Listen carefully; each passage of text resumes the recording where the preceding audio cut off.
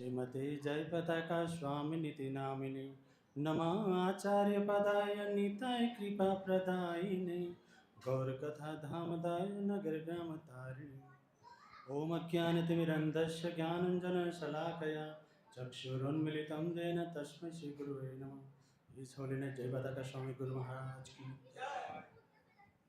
मुझे लगा कि मैं काफ़ी दिनों के बाद आया हूँ तो शायद मैं बच जाऊँगा, खंबे के पीछे बैठा था, मगर ऐसा कोई भ्रम में ना रहे कि मैं बच जाऊँगा। प्रभु जी कभी भी किसी पे भी हमला कर सकते हैं। वो सीसीटीवी कैमरा उनका लगा घूमता ही रहता है, और ख़ास करके मेरे जैसे चोर पे तो ज़्यादा घूमता है।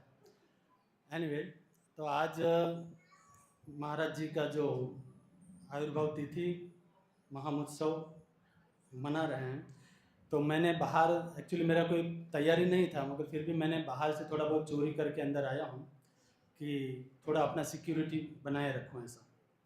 तो शुरुआती दिनों में जब चंद्रोदय मंदिर बना तो उन दिनों में वो तो काफ़ी जंगल था। तो चंद्रोदय मंदिर में जो राधा रानी का मूर्ति है, तो डकैत लोग को लगता था कि वो प्योर गोल्ड का बना है, प्योर गोल्ड का है। तो ये सोच के चोरी के हिसाब से डकैत तो वही टारगेट रखते हैं कि नुकसान करे या चोरी करके ले जाए। तो ये झमेले में गुरु महाराज भी मैदान में उतरे थे, और काफ़ी उनका हाइट बॉडी तो आपको पता ही है, जम्बो तो फाइट किए तो इंजर्ड भी हुए थे, काफ़ी उनको शरीर में नुकसान भी हुए थे।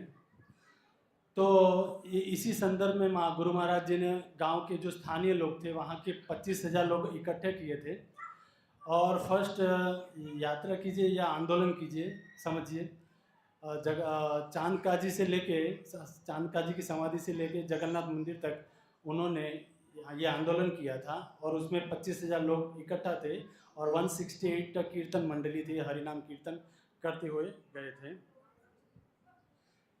और गुरु महाराज की एक विशेषता ये थी कि वो हमेशा, जैसे हमारा अभी प्रसाद होगा तो हम हमला करेंगे ना प्रसाद पाने के लिए, तो उसी प्रकार से गुरु महाराज जी क्या है, जब जनरली सब लोग बैठ जाते हैं तो उसके बाद कम से कम 2 घंटा के बाद प्रसाद पाने के लिए बैठते थे। उनका टारगेट ये था कि मैं ये 2 घंटा भगवान की सेवा में या प्रचार कार्य में सेट करूँ ये 2 घंटा को, और हमारा क्या है कि प्रसाद कब पाल है, कब 1 to 4 हो गया। तो शुरुआती दिनों में जब इतना प्रचार नहीं था इस्कॉन का, या महाराज भी नए नए थे, तो उन दिनों में पैसों की काफ़ी दिक्कतें थी। तो महाराज भी अपने जेब से भी, मतलब जो भी ये डोनेशन वगैरह आता था, तो फ्लाइट का, मतलब आउट ऑफ कंट्री भी जाना होता है प्रचार कार्य के लिए, तो अपना इस्कॉन का हुआ है, डोनेशन है, तो इसका मतलब ये आज भी महाराज का 2-2 पैसा बचा के करते हैं। नेक्स्ट है गुणवंत महाराज जी, बोलिए। अच्छा, दुकान चालू रखो, दुकान चालू रखिए। अच्छा, प्रभुपाद जी ने कहा शुरुआत में कि हम लोग बाहर प्रिंटिंग प्रेस में जाते हैं अपना छपवाने के लिए, तो गुरु महाराज से कहा कि क्यों ना हम अपना खुद का प्रिंटिंग प्रेस, बुक स्टॉल, मतलब जो बुक्स प्रिंटिंग होती है वो अपनी घर की दुकान हो। तो तब से ये जो क्या 1960 में बीबीटी जो भक्तिवेदन बुक ट्रस्ट है, तब से आज तक गुरु महाराज उसी में चैम्बर मेंबर थे। और फर्स्ट टाइम जो हमें ज़मीन मिली थी मायापुर 19 अगस्त 1970 में,